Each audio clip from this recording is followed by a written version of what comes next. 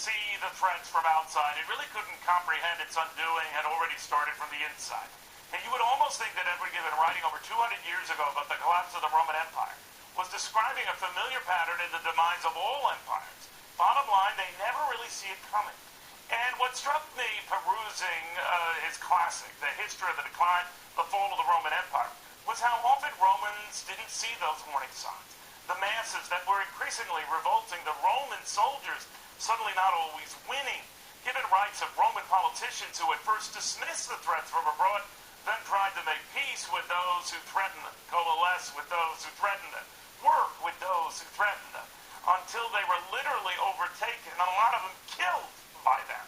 Too arrogant to see the threat, too cocky to think anyone could ever be a threat. After all, who would challenge the empire of Caesar, failing to remember that which was Caesar's was centuries old, and a far cry from Rome's shaky present?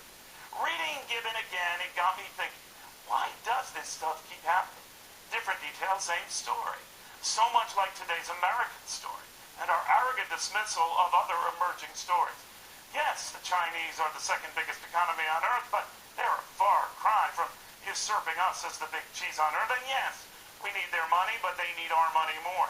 Failing to see that the spending that debases the U.S. empire now isn't all that different from the extravagant debauchery that debased the Roman Empire then.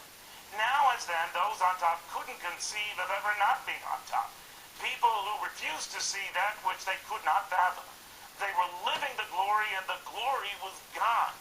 Empires have a way of never, ever, ever seeing themselves as anything but empires.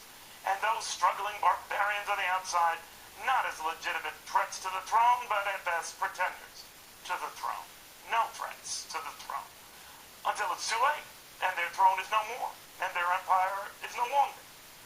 Just ask Rome, or Spain, or England, or us.